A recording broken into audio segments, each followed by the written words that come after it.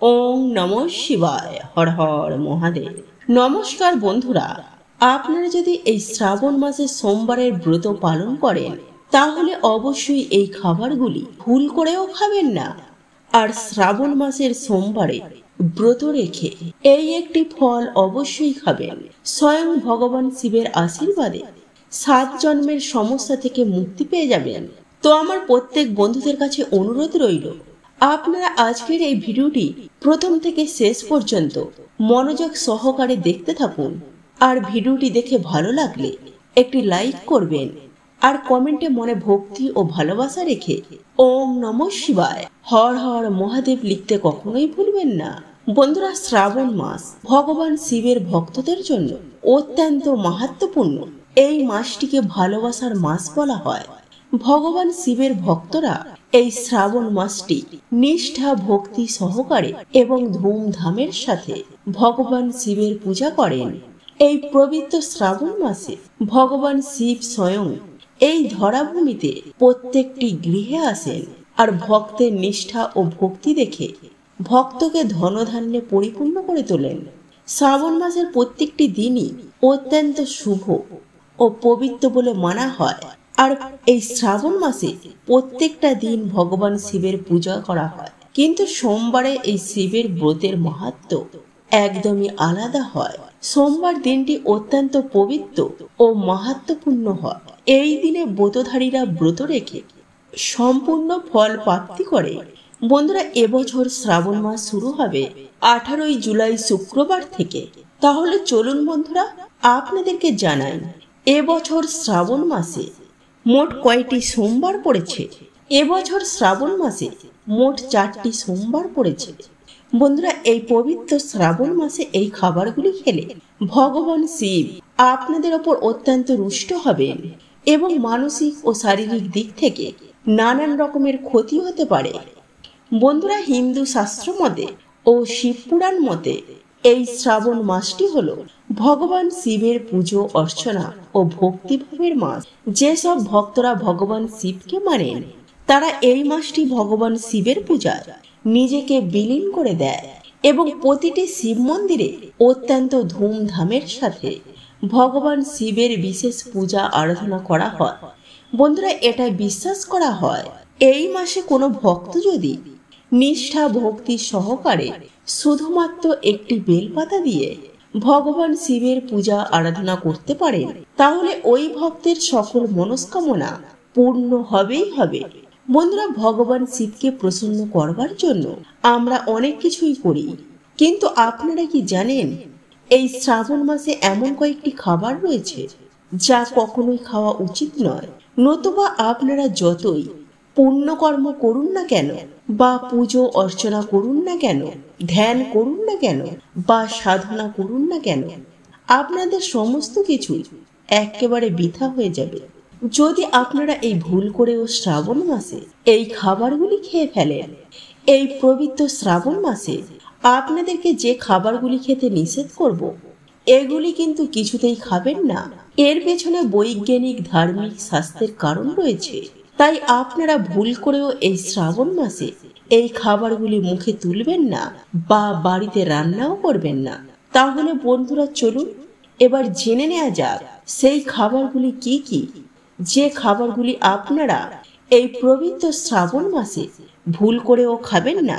শাস্ত্র মতে যেহেতু এই শ্রাবণ মাস অত্যন্ত পবিত্র একটি মাস আর স্বয়ং দেবাদিদেব মহাদেব এই শ্রাবণ মাসের ধরাভূমিতে বিরাজ করেন ভগবান শিবকে প্রসন্ন করবার জন্য, কখনো এই পবিত্র শ্রাবণ মাসে অর্থাৎ যদি আপনারা ভগবান শিবকে প্রসন্ন করতে চান তাহলে আমিষ জাতীয় কোনো খাবার আপনারা এই শ্রাবণ মাসে কোনো মতেই খাবেন না, ভুল করেও খাবেন না।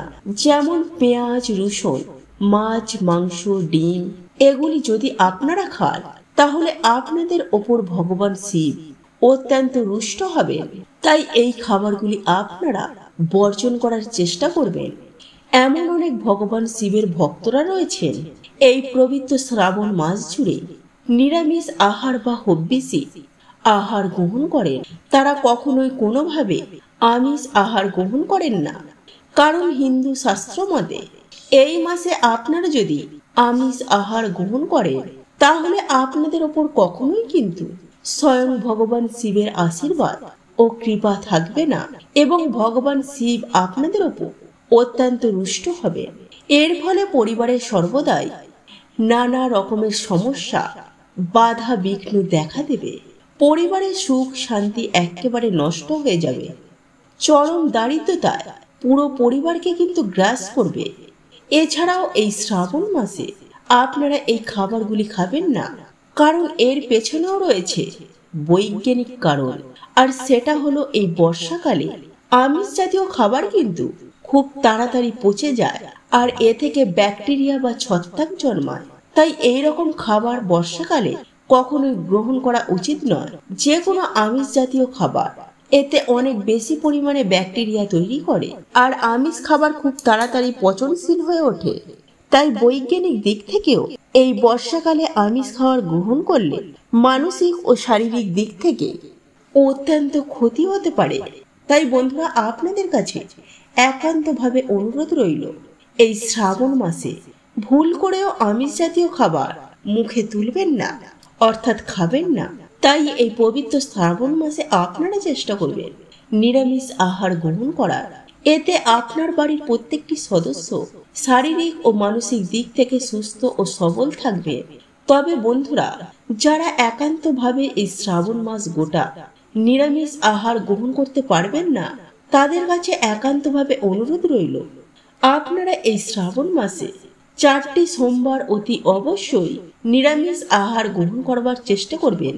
এর ফলে দেবাদিদেব মহাদেবের আশীর্বাদ সর্বদাই থাকবে আপনাদের ওপর। আপনার পরিবারে সুখ শান্তি সমৃদ্ধিতে ভরে উঠবে। বন্ধুরা, এই শ্রাবণ মাস হলো তপস্যার মাস। তাই এই মাসে আপনারা বেশিরভাগ নিজেকে ভোগ বিলাসিতায় কিন্তু বিলীন করবেন না। এই মাসে আপনারা যতটা পারবেন জপ তপ ধ্যান জ্ঞান পূর্ণ করার চেষ্টা করবেন। নাম্বার 2, এই শ্রাবণ মাসে ভুল করেও বেগুন খাবেন না, কারণ এই মাসে বেগুনে অনেক বেশি পোকা জন্মায় আর আমাদের শরীরের ভেতরে গিয়ে নানা রকমের রোগ হতে পারে। তাই বন্ধুরা, এই পবিত্র শ্রাবণ মাসে আপনারা বেগুন খাওয়া থেকে নিজেদেরকে বিরত রাখুন। নাম্বার 3, শাস্ত্রমতে কাঁচা দুধ পান করা শিব পুরাণ অনুসারে নিষিদ্ধ। এর কারণ হচ্ছে কাঁচা দুধ খেলে আমাদের শরীরে পিত্ত দোষ বাড়ে, যা পিত্ততন্ত্রকে ক্ষতিগ্রস্ত করে তোলে।